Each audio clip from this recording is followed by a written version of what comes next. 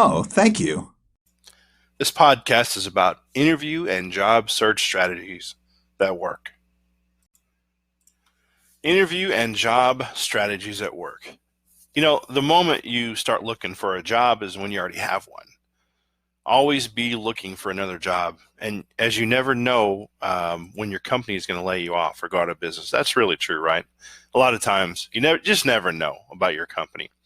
Anyway, the other thing is there's a couple strategies to have that may benefit you is your email. Does your email have your name in it when you're applying for a job? Yeah, we're specifically talking about IT jobs in this podcast. So in that regard, create a blog, like a WordPress site or a blogger site, and then have your resume on there, and do and post an about me page as well, so that people get to know who you are. Like, who's this person? I want to give a good feeling about this person, right? Before they even see who you are, or when you're applying, okay, this is really cool. The other thing is, create a professional profile on Twitter or LinkedIn and Instagram if you don't already have one, of course. Just get, tells the employer, I have a social experience. I have a social profile. I'm in the social media market, if you will. I don't know whether you call it that or not, but I'm a social media person. Okay, awesome. The other thing is, if you have a skill, teach people about it. Get a YouTube channel, in the IT field, like, even if you're starting off, whatever it's plugging in a modem, whatever, do stuff like that. Get really excited about, creating your own content for other people to view, and then also I would say you create a money map. Basically, you have a map, United States, wherever you're at, right? And so you have the money map. Basically, on a map, you draw, I'm here, wherever here is for you. And then if a job is, say, 2 hours away, well, how much would you need to get paid per hour to go to that job? So that's the money map. That really will help you identify how much you want to earn. And also, if you want to know, like, what you're worth or what the job is worth, you go to like salary.com or another resource like that, and just look up, like, what does that job do? What do they pay? What's the median pay for that? So you kind of want to have an idea about that before you go in and just say, oh, I don't know, just pay me whatever. Yeah, they will pay you whatever. They will pay you the lowest possible amount. Believe that. Yeah, 100% on that one. Yeah. Anyway, so that takes into consideration your time, your travel, and then also how it affects your family. So you have to take the kids to work. You have to take the kids to school, ballet practice, piano practice, whatever. That'll affect that change as well. And make an Excel spreadsheet out of it. Maybe make a graph that says, this is what I want to make. If I'm here and I work 30 minutes away, I want to make this much, or I can make this much, or relative to what you're making. For instance, like, your current job is $14 an hour. Your commute time is, say, $2 an hour.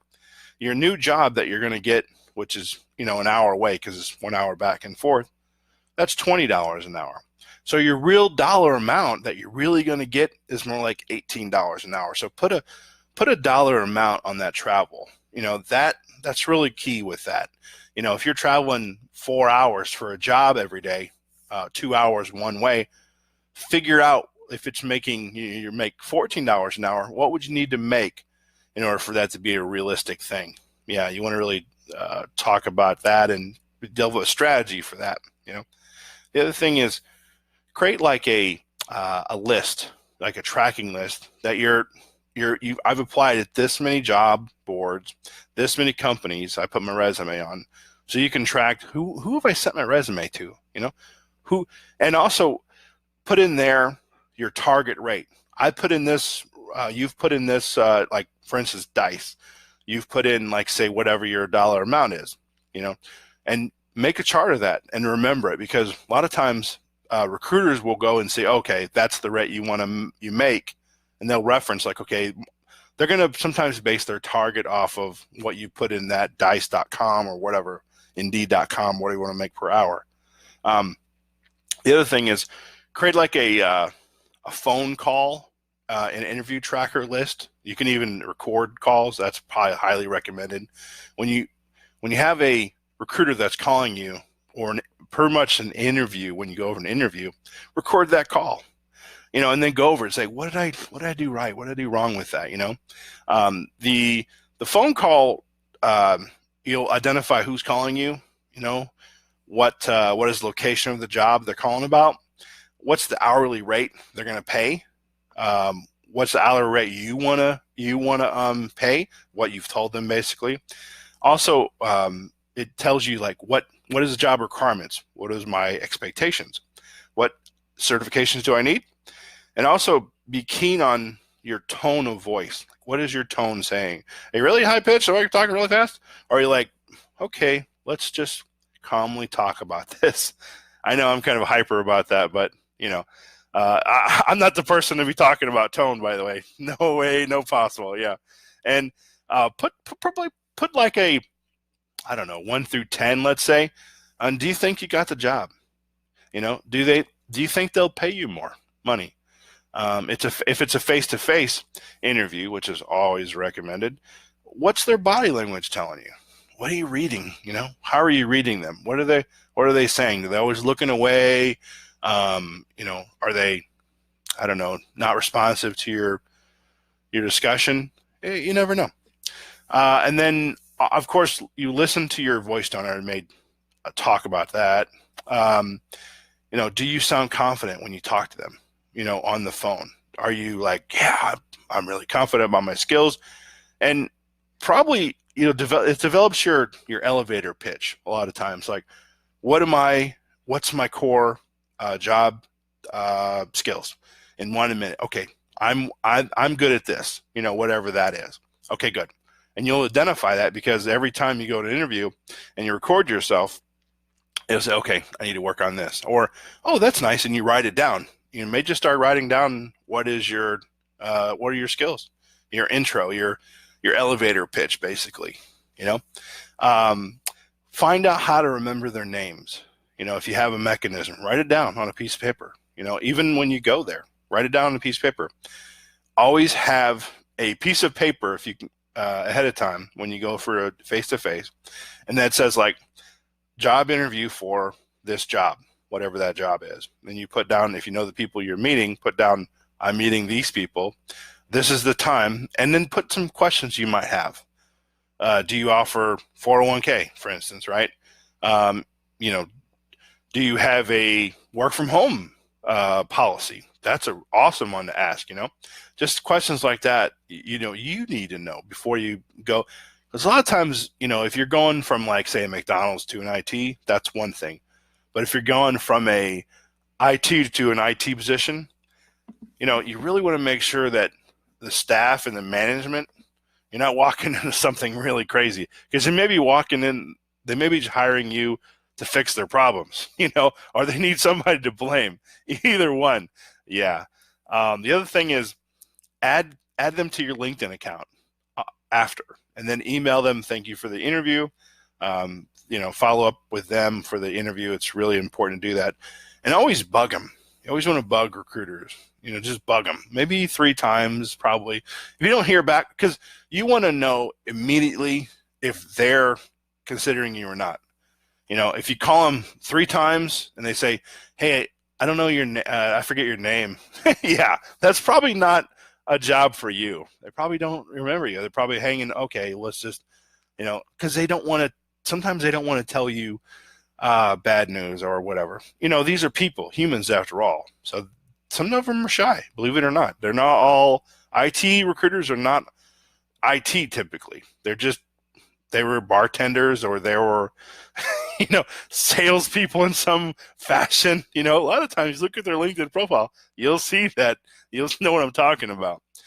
So they're not IT. They don't speak IT, a lot of them, and what they do know is just based on experience. So, make sure that the recruiter knows this is your hourly amount, and stick with that. You should really do your homework before doing that. So you want to have one hourly amount for this job, this title, and stick with it. That way you're not flipping and flopping around. that know the range before you get in there. That's really key with this one. You know, also, if you call the recruiter, I hit this point, but if you call the recruiter on Thursday and, you know, you have a great conversation, and on Friday they don't know who you are, that's time to move on to another recruiter, you know, or maybe go to if it's a client that they're representing, go to the client themselves directly. Try to find out as much information about the company as possible before you even go and apply. You know, you want to know, like, who are they? What do they do? Again, if you're just looking for a job and you're McDonald's, you want just IT call center, basically, don't worry about that. Just go and apply. They'll train you. You know, call centers will train you. There's 2 weeks usually. You get cool training, and you just have to sit back and just like absorb it. You know, just absorb. Get a notebook, write it down, write down what they tell you to write down, and just absorb and wait patiently. After you get that first call center job, bam, start applying. Start applying for the next one.